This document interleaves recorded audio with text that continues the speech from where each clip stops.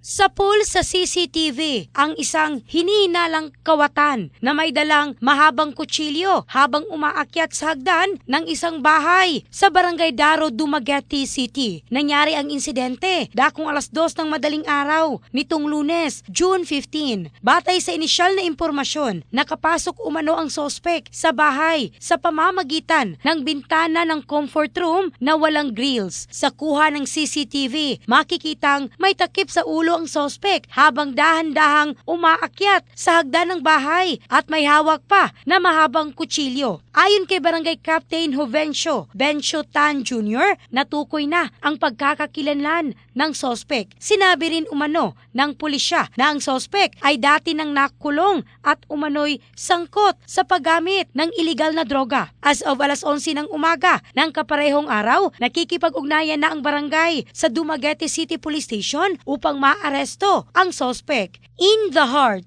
of changing lives, ako si Michelle Craste ng Brigada News Philippines, the Music and News Authority.